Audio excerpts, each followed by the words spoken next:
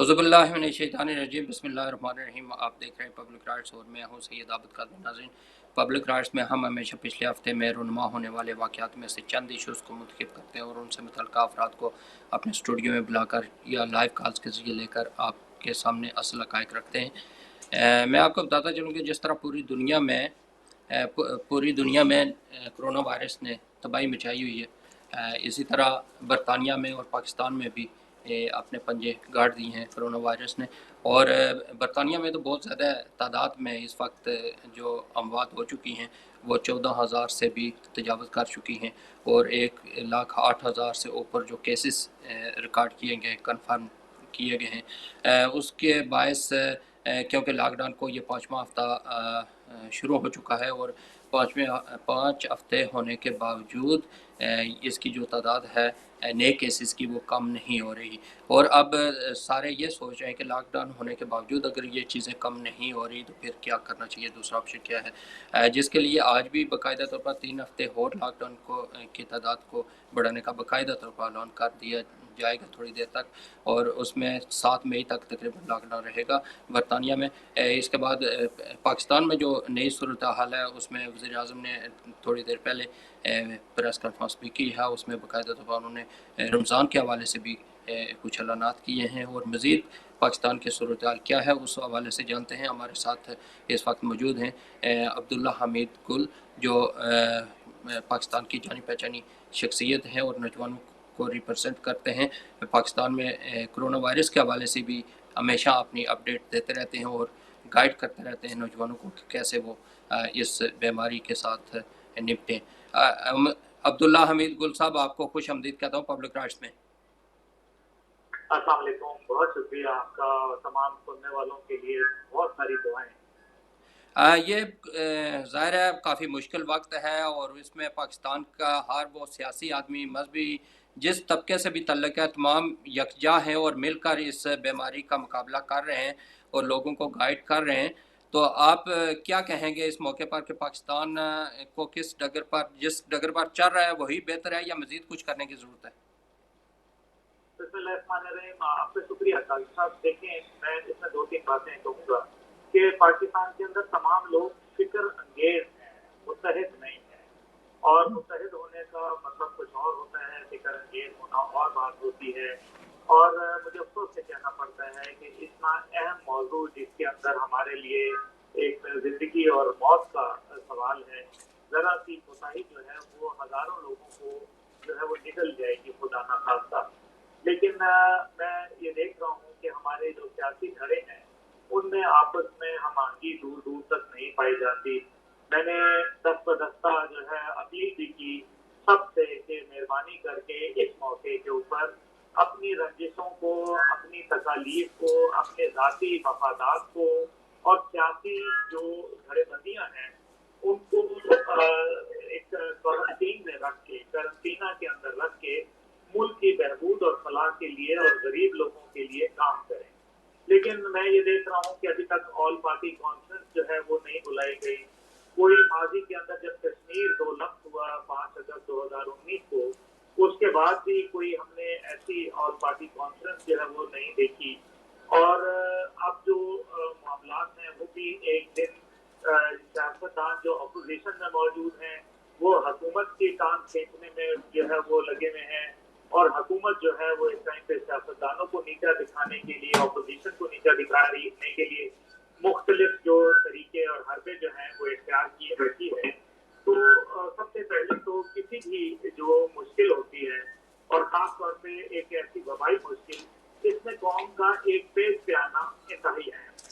ताकि हम आपस के जब इख्तिलाफ़ात भुला लेते हैं तो हम एक मिल्लत बन के इकट्ठे हो जाते हैं। अवाम उन्नास जो है वो इस टाइम पे यकीनन तकालीफ के अंदर मौजूद है, लेकिन साथ ही साथ उनको कोई गाइड करने वाला नज़र नहीं आ रहा है। जो कौमी ज़राए इब्लाग के चैनल्स हैं या दीगर हमारे अखबारात हैं, वो लोगों को ये नहीं बता पा रहे कि अगर सेल्फ क्वारंटीन में जाना जाए तो वो कैसे-कैसे तदाबीर करनी है, उसके लिए क्या हिफाजती इक़दामात करने चाहिए, उसके लिए टीवी पे प्रोग्राम शुरू करने चाहिए ताकि लोगों के अंदर एक अवेयरनेस जो है, आगाही जो है प्रोग्राम वो शामिल किया जाए। इसी अंदाज के अंदर जो इस टाइम पे जखीरा अंदोज हैं, जो दीगर लोग इस टाइम पे अपॉर्चुनिटी उनके लिए एक, बल्कि अगर मैं ये कहूँ कि कुछ बिजनेसमैन के लिए यह अपॉर्चुनिटी का मौका है कि उनको एक एक चीज जो है वो एक एक 100 रुपए में, जो एक 10 रुपए की बिकती थी, वो 100 रुपए में उन्होंने बेचना शुरू कर दी। तो ये, इसके लिए मैं क्या कहूँ, ये तो अच्छे जो सिग्नल्स हैं ये नहीं है। और फिर हम ये भी देख रहे हैं कि जो क्वारंटीन का टाइम है पूरी दुनिया में उसको बढ़ाया गया है। पाकिस्तान में एक तो वो क्वारंटीन हमने देर से किया, और वो भी पार्सल जो है वो हमने लॉकडाउन जो है वो हमने लॉकडाउन जो था वो पार्सल लॉकडाउन था, यानी कि पहले सिर्फ 2-3 दिन उसको देखा गया कि लोगों ने बहुत सख्ती से उस पर अमल पैरा हुए, और कानून नाफिज करने वाले इदारे जो थे उन्होंने अपना काम निभाया।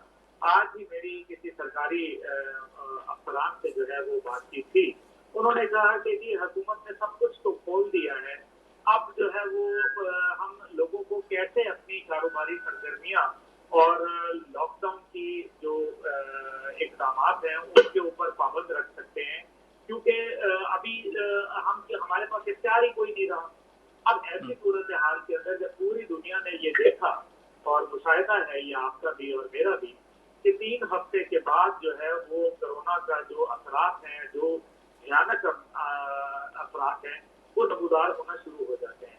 ऐसी सूरत हाल के अंदर हमने 3 हफ्ते के बाद बजाय लॉकडाउन को या उसके लिए कोई एक एहतियाती तदाबीरी पॉलिसी जो है इख्तियार की जाती, हमने जो है वो उसके अंदर नजमी, बल्कि मैं कहूँगा कि लॉकडाउन तो खत्म ही हो चुका है। अब तो सिर्फ नाम का ही 30 अप्रैल तक रह गया है। मसला यह है कि ऐसी सूरत हाल के अंदर खुदा न खास्ता अगर अमवात बढ़ती हैं तो उसका जिम्मेदार कौन होगा, यह है सवाल नंबर 1। सवाल नंबर 2 ये है कि खुद हुकूमत पंजाब की वजीर सेहत जो है डॉक्टर यासीन राशिद साहिबा ने 2 दिन कबल प्रोग्राम दुनिया न्यूज के अंदर एक इंटरव्यू देते हुए ये कामरान शाहिद साहब को कहा कि कोरोना तो अब तकरीबन हर आदमी को होगा और अमवात भी बढ़ेंगी। उसकी वजह यह है कि जब हुकूमत ऐसे इकदाम नहीं करेगी क्वारंटीन के और लॉकडाउन के, तो नतीजा जो है वो जाहिर है, जब टेस्ट बढ़ेंगे, लोगों के टेस्ट की सहूलत बढ़ेगी, तो उससे फिर केसेस भी बढ़ेंगे। तो ये तो हुकूमती वजीर जो है वो कह रही हैं, मैं तो कह नहीं रहा।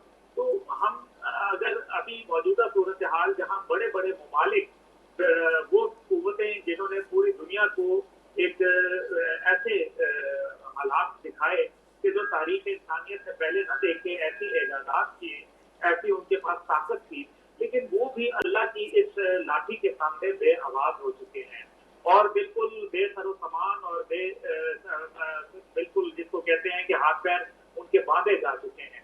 तो ऐसी सूरत हाल के अंदर पाकिस्तान जो है वो कोई उसको भी सोचना चाहिए था कि हमें दुनिया के साथ मिलकर कदम के साथ कदम मिलाना है।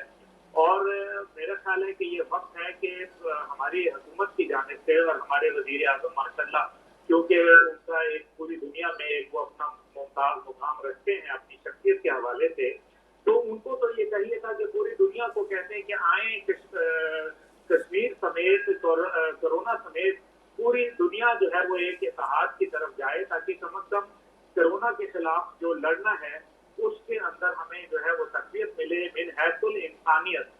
और लेकिन अनफॉर्चुनेटली यहाँ ये देखा कि अपने ही सूबों के साथ जो है, सूबे वफाक के साथ जो है वो दस्तों गिरबा है, वफाक सूबों के साथ दस्तों गिरबा है, बजाय इसके कि आवाम की फलाह महबूब की गुफ्तगू की जाए, वहाँ सूबा जो है वो एक प्रेस कॉन्फ्रेंस करता है वफाक के खिलाफ, वफाक जो है वो सूबे के खिलाफ करता है। ये काबिल अफसोस बात है।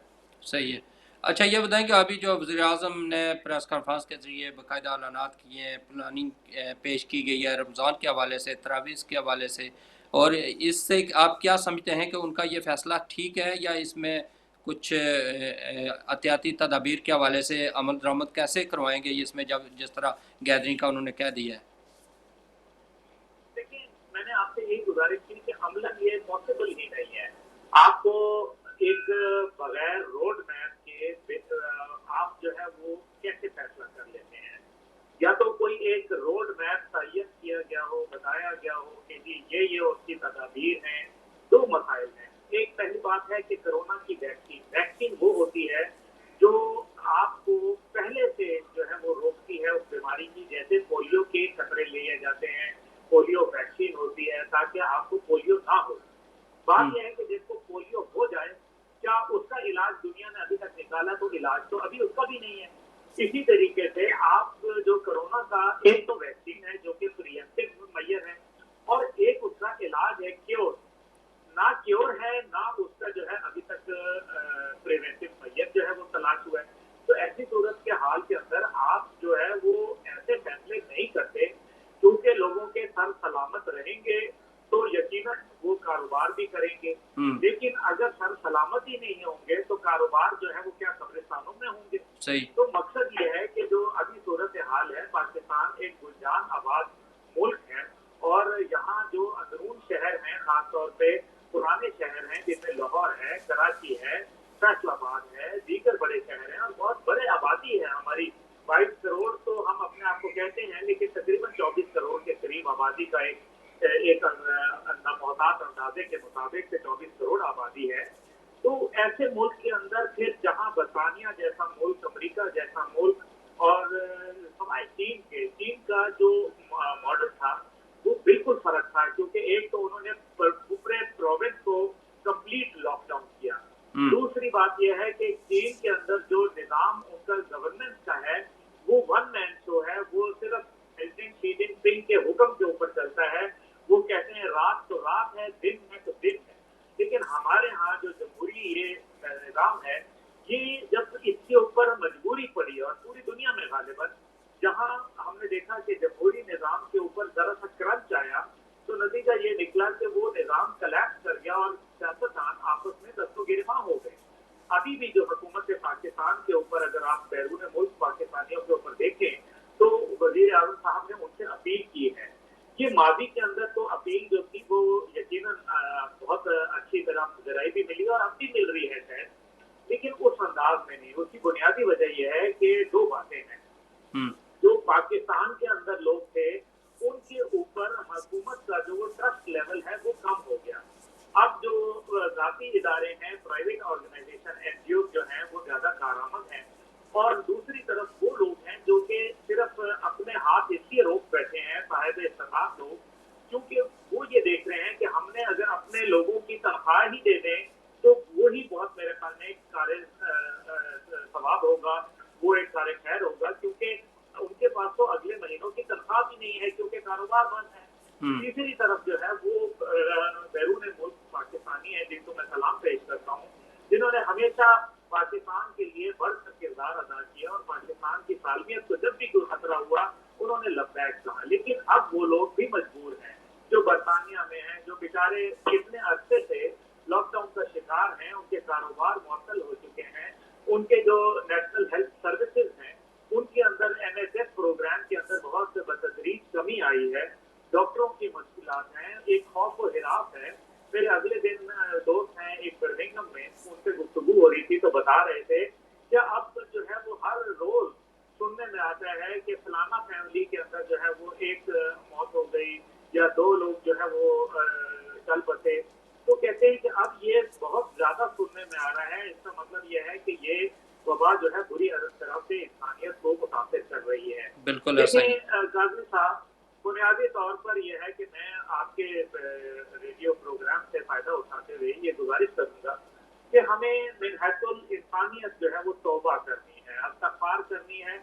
अल्लाह ताला जो अजाब है वो टाल दिया करता है, लेकिन अगर इस्तग़फ़ार बकसरत और दिल के दिल से नहीं होगी, आप यही देख लें कि अभी कोरोना है, हम कहते तो हैं कि कोरोना से डरना नहीं है पर लड़ना है, लेकिन हम तो अपनों से लड़ रहे हैं।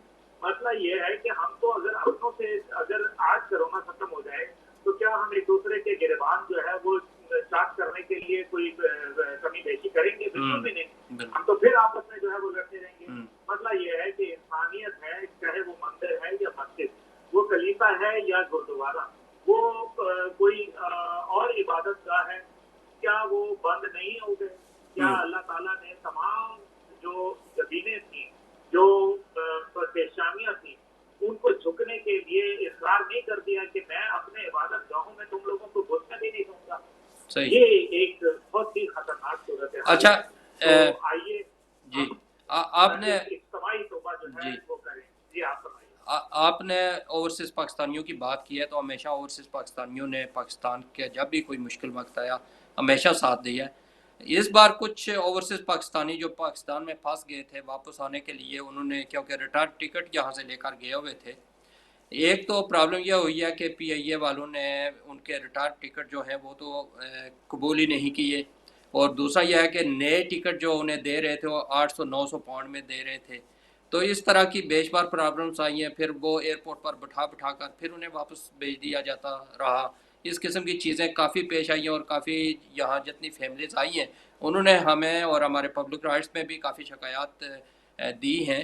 तो इस सूरत हाल में कैसे फिर लोग यकीन करेंगे और कैसे करेंगे दोबारा इत्मीनान? देखिए बहुत ही काबिल अफसोस बात है। मैं आप बिल्कुल ये बात मैं खुद भी कर रहा था, आपने अच्छा किया ये सवाल कर लिया। मेरे दोस्त हैं दीना में, वो आए हुए हैं अपनी फैमिली के साथ, 7 आदमी जो है वो आए हुए हैं और उनके टिकट जो थे वो सब कंफर्म थे, लेकिन ज़ाहिर है जब लॉकडाउन हुआ तो फ्लाइट कैंसिल हो गई। ऐसी सूरत हाल के अंदर फी आदमी 1.5 लाख रुपया उनसे PIA ने डिमांड किया। तो जिस एक्सपेंस के लिए हम गुफ्तगू करते थे, बैरून मुल्क पाकिस्तानी जो थे, जो पाकिस्तान के लिए एक रीढ़ की हड्डी का किरदार अदा करते हैं और करते आए हैं और करेंगे इंशाअल्लाह ताला, उन लोगों को हमें सहूलत देनी चाहिए। जब दुनिया के अंदर पेट्रोल की प्राइसेस कम हो गई, फ्यूल प्राइसेस कम हो गई, सिंगल वे टिकट वजब खुदा का सिंगल वे टिकट 1.5 लाख रुपया थी बंदा। तो आप अंदाजा करें कि एक फैमिली जो 7 आदमी की है तो 3.5-4 लाख रुपया बल्कि 5 लाख रुपया एक्स्ट्रा उनसे टिकट लिया जा रहा है। ये कहाँ का इंसाफ है? मैं आपके वजह से और मैं हुकूमत पाकिस्तान से मुल्तमस हूँ और मैं अपील करता हूँ, बल्कि मैं एहतजाज करना चाहता हूँ कि खुदा के लिए इस टाइम पे लोग पहले ही पुरजाने हाल कोई नहीं है, लुटे फुटे आए हैं। वो तो अभी ऐसा है कि चंद एक लोग तो मैंने उनको उधार दिया है जी, बाकी को तो छोड़ें। अच्छा। कि वो उनके पैसे रुक गए हैं, वो बरतानिया से पैसे मंगवा नहीं सक रहे। मनीग्राम और दीगर जो इदारे थे वो बंद हो गए थे पाकिस्तान में, मनी चेंजर काम नहीं कर रहे थे, वो बेचारे मजबूर हो गए। अब वो मजबूर है तो आप उनके जो है वो कपड़े उतार रहे हैं। खुदा के लिए ये रहम करें कि तो आप पहली लुटेरा को ये ऐसे ही है कि किसी के घर में चोरी हुई और थोड़ी देर बाद पता चला कि डाका भी डल गया, तो ये तो जुल्म है। अच्छा, अब्दुल्ला साहब, ऐसा हुआ कि जिस तरह ये आपने बताया बेशुमार बंदों ने हमें वीडियो भी बनाकर भेजी है, तो इस वजह से हमने ऑन एयर नहीं की कि हम नहीं चाहते कि अपने मुल्क के किसी अदारे की या किसी की बदनामत हो, उनको ऑन एयर हमने उस तरह नहीं किया, लेकिन बाकायदा तौर पर हमने इसको रिटन तौर पर एहतजाज रिकॉर्ड करवाया है। और अब इस वजह से आपसे जिक्र इस वजह से कर रहे हैं कि इतनी सूरत हाल में लोगों ने ये अपील की है तमाम से कि दोबारा आप फंडिंग ना दें पाकिस्तान में। उस चीज़ को हमने रोका है। उसकी वजह यह है कि उन्होंने कहा जी हमें हमें सिर्फ फंडिंग के लिए रखा हुआ है, हमें हमारी कोई मुश्किल आती है तो उस वक्त ये बिल्कुल हमें बल्कि हो बाकी भी कोशिश करते हैं कि मज़ीद में हम मुश्किल में जाएं। तो ऐसी सूरत हाल में फिर आप क्या मैसेज देंगे? काजी साहब, मैं तो यही कहूँगा कि आवाज़ खल्क को नकारा खुदा समझिए। और अगर कोई एक आध आदमी का तो मैसेज है नहीं, ऐसी बातें बहुत सारी मुझ तक भी पहुंची हैं। और इसी वजह से जो हुकूमत पाकिस्तान को पहले फंडिंग मिला करती थी और खास तौर पे मौजूदा जो हमारे हुक्मरान हैं वो उनके ऊपर लोगों का एक ट्रस्ट लेवल था, वो ट्रस्ट लेवल जो है वो कहीं कम होता जा रहा है, जो कि इंतहाई मेरे ख्याल में आने वाले वक्तों के लिए नुकसानदेह हो सकता है। मैं अपने पाकिस्तानी भाइयों से यही कहूँगा कि आप हौसला रखें, आप ज़रूर ट्रस्ट करें, लेकिन आप ऐसे जो प्राइवेट इदारे हैं उनको भी देख सकते हैं। अपने सही जो हर आदमी का मेरे ख्याल में यहाँ कहीं ना कहीं कोई लोग मौजूद हैं। मैं आपको कोटली सतिया के हवाले से और कोटली आज़ाद कश्मीर के हवाले से 2-3 बातें ज़रूर बताना चाहूँगा। वहाँ बमबारी हुई है इतनी शदीद जिसकी कोई इंतहा नहीं है, कि ऐसा लगा कि वहाँ जो लोग वहाँ मौजूद हैं उन्होंने मुझे बताया कि हमें लगा कि शायद जंग छिड़ गई। अभी ये 3 दिन का जी जी और बिल्कुल। उसमें मुताद्दद लोग जो है वो शहीद हो चुके हैं। अब मसला ये है कि कोटली के अंदर आप इस सारी चीजों से मुबर्रा, आप हैरान होंगे कि कोटली के अंदर लोगों ने अपने पुराने कपड़े फाड़ के मास्क बनाए हैं। ये मैं आपको बिल्कुल वो बात बता रहा हूँ। ठीक कह रहे हैं, वीडियो मिली है हमें, बिल्कुल ऐसा ही है। जी। अच्छा, दूसरे सर उसके अंदर जो और इशू है वो ये है कि वहाँ अभी तक कोरोना का कोई एक टेस्ट इक्विपमेंट ही नहीं पहुंचा। हम्म। और आपको मैं रावला कोर्ट की बता दूं कि रावला कोर्ट और मुजफ्फराबाद के अंदर मैंने खुद अभी अपनी जो हमारी तंजीम मेरे वाले साहब जनरल ने बनाई थी, वो सर्विस फॉर ऑल, उससे हमने जो है वो 150 जो हिफाजत की सूट हैं डॉक्टरों के, वो दिए। वहाँ कवायद फौज का अस्पताल जो था वो भी बहुत अपने कम उनके पास चीजें मौजूद थी। वो फौज के अलावा एक भी अस्पताल जो है वो वहां चल नहीं रहा था, क्योंकि डॉक्टरों के पास हिफाजती किट ही नहीं मौजूद थी। तो तमाम अस्पताल बंद हो गए। तो हमने अपने तौर पर कोशिश करके दी। तो मैं ये कहूंगा कि बहुत सारे हमारे जो सुनने वाले लोग हैं और साहिब इस्तिताअत भी हैं, वो इसी तरह से अपने मिलने जुलने वालों को, अपने अजीज व अकारिब को, क्योंकि मुझे अफसोस से ये भी कहना पड़ रहा है कि इसके अंदर करप्शन का अंसर भी नजर आ रहा है। यानी कि मैं अभी नाम नहीं लूंगा, लेकिन क्योंकि मैं हौसला शिकनी नहीं करना चाहता, लेकिन हकायक से पर्दा भी नहीं जो है वो मैं ये नहीं हो सकता कि कसम कोशिश कर लूं। लेकिन हकीकत यह है कि इस टाइम पे कुछ ऐसे साहब हैं जो बहुत पॉपुलर हैं, जो बहुत आजकल करते धरते हैं और बहुत चहेते हैं कुछ लोगों के। वो साहब जो है वो उन्होंने कोरोना की किट के लिए, जो कि कनाडा से आनी थी, और वो 1,30,000 किट के ऊपर जो कि $8 की मिल रही थी, उन्होंने कहा कि जी मैं 2 करोड़ रुपए में आपको ये ठेका दूंगा, 2 करोड़ रुपया मैं आपसे दस्तखत करने के लिए दूंगा, और उसके बाद जो है वो 8 से $18 बनाना हमारा काम है।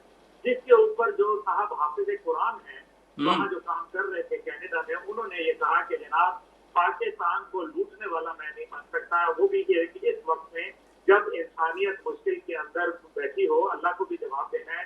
ये कह के उन्होंने फोन बंद कर दिया। उनकी ऑडियो रिकॉर्डिंग, जो बड़े साहब थे जो एक मिनिस्टर का दर्जा रखते हैं, तो उनकी ऑडियो रिकॉर्डिंग भी मौजूद है। तो मतलब अंदाजा करें कि इस टाइम पे बजाय इसके कि इंसानियत का ख्याल किया जाए, यहाँ जो है वो करप्शन भी हो रही है। आपको मालूम है इससे पहले चीनी और आटे के मामले पे एक बात तो तय हो गई, 24 को तो रिपोर्ट आएगी इंशाअल्लाह ताला, और उसमें यकीनन हम उम्मीद करते हैं अच्छाई की। लेकिन एक बात तो तय हो गई कि करप्शन तो हुई, तभी तो जो है वो कहा गया। और फिर अगर करप्शन ना होती तो फिर लोगों के कलमदान क्यों तब्दील किए जाते, या उनको मिनिस्ट्री ऑफ फारिग क्यों किया जाता। तो ये बहरहाल करप्शन तो मौजूद है। लेकिन अफसोस सिर्फ ये है कि एक ऐसे वक्त में जहां हमें पाकिस्तान के लिए एक मकसद और इत्तेहाद का किरदार अदा करना है, हम वो उस अंदाज में नहीं कर रहे। यहाँ जो कुछ अच्छे काम भी हो रहे हैं, वजीर आजम साहब खुद जिसके दिल से अच्छा काम कर रहे हैं, लेकिन उनकी टीम में बहुत ऐसे मौजूद हैं जो उनको डस रहे हैं और बार बार डस रहे हैं, और न सिर्फ उनको डस रहे हैं बल्कि पाकिस्तान जो कि हमारे मादरे वतन है उसको डस रहे हैं। अच्छा, एक चीज़ बड़ी यहाँ अच्छी नहीं समझी जाती, जो हम वीडियो में न्यूज़ में आगे पीछे देखते हैं, कि पाकिस्तान में कोरोना वायरस के या लॉकडाउन के हवाले से जो जब पाबंदी पर अमल दरामद करवाने आते हैं, तो एक तो चीज़ देखी गई है कि जब अमदाद देते हैं तो वहाँ इस चीज़ का ख्याल नहीं रखा जाता कि जो एहतियाती तदाबीर बताई गई हैं उसका ख्याल नहीं रखा जाता। और दूसरा, तशद्दुद सामने आ रहा है पुलिस की तरफ से। बेशुमार वीडियो हमें मिली है जिसमें तशद्दुद है, बल्कि कोटली का आपने जिक्र किया, कोटली में एक लड़का मारा भी गया है इसी वजह से, इस तशद्दुद की वजह से।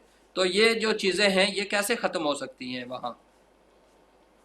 देखिए, तशद्दुद जो है वो तो इंतहाई खतरनाक है, और वो मेरे ख्याल में मजीद बढ़ता नजर आएगा।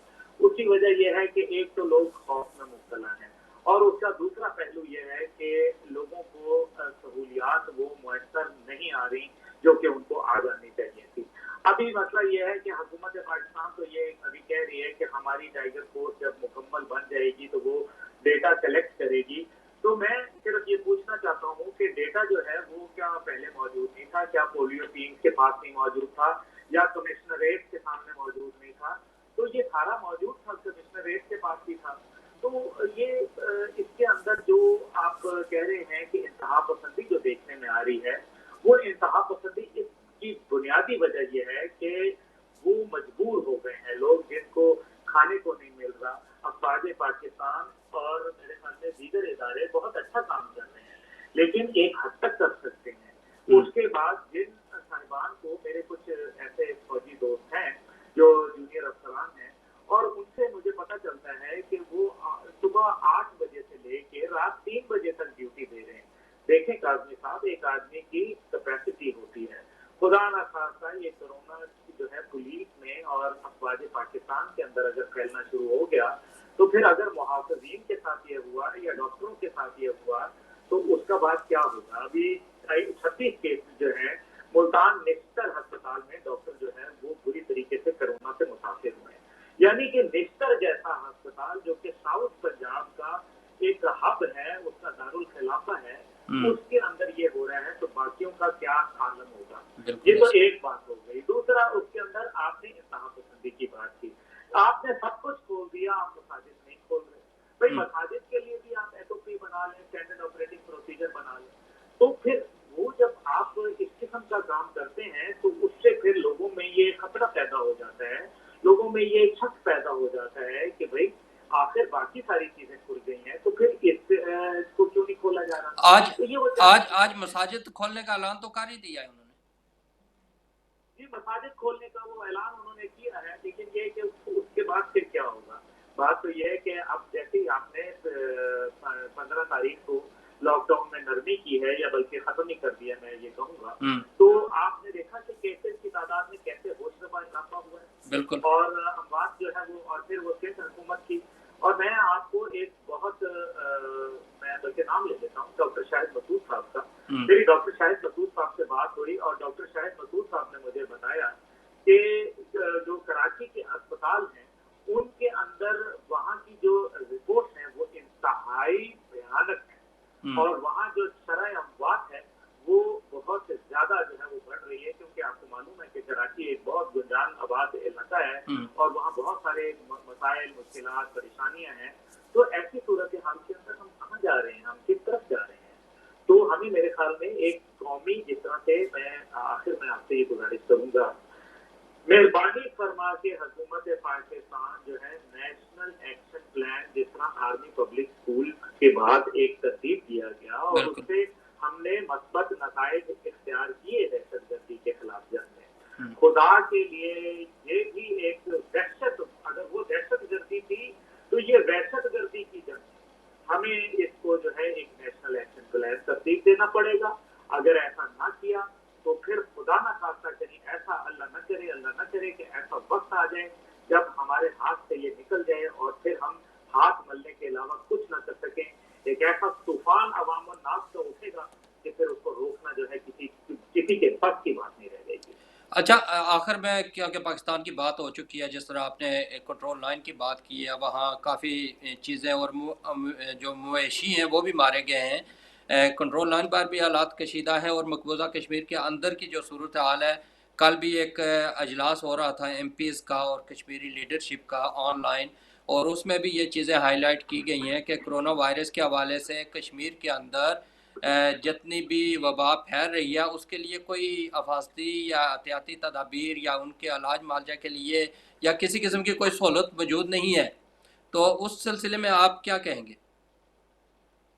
देखिए, मैं सिर्फ एक गुजारिश करूंगा, मैं इसमें ये कहूंगा कि ठीक है, हमारे पास मुश्किलात भी हैं, हमारे पास इतने वसाइल भी नहीं हैं, लेकिन कम अज कम हम लोगों को और कुछ नहीं तो तसल्ली तो दे सकते हैं। अगर हम तसल्ली भी नहीं देने के लिए तैयार, हम अपने घरों में अगर आज सियासी क़यादतें बैठ जाती हैं, अगर ऐसी सूरत हाल के अंदर, जब आप अगर गौर फरमाएं कि जहाँ फायरिंग हो रही है, जहाँ लोग मारे जा रहे हैं, शहीद हो रहे हैं, हम आज तक ये बात करने से पता नहीं क्यों गुरेज कर रहे हैं कि जी कश्मीर जो है, हम उसके ऊपर एक ऐसी सूरत हाल इख्तियार किए बैठे हुए हैं कि हम बिल्कुल फरामोश कर चुके हैं। 125 से ज्यादा जो है वो शहादतें हो चुकी हैं 2019 5 अगस्त से लेके अभी तक, और तकरीबन 9 माह होने को आए हैं कश्मीर के लॉकडाउन को, लेकिन हम जो है वो सियासी, सिफारती और इखलाकी बुनियाद से आगे बढ़ना ही नहीं चाह रहे किसी सूरत। आखिरकार हमें ये जंगें जो हैं, हम इससे जितना दूर भागेंगे ये हमारे करीब आ जाएगी, और आज़ाद कश्मीर के अंदर और खुद वादी के अंदर पाकिस्तान के रवैये की वजह से एक मायूसी जो है वो फैल रही है।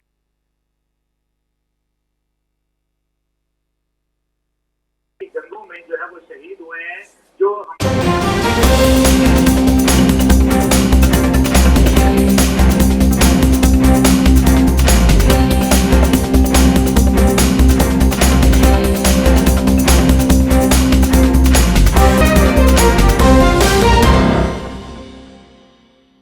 दूसरी बात यह है कि कश्मीर के हवाले से अभी जो वफाक के अंदर और कश्मीर के हवाले से जो कश्मीर हुकूमत है, दोनों की तरफ से जो है वो बहुत तुंदी और तेजी दिखाई जा रही है।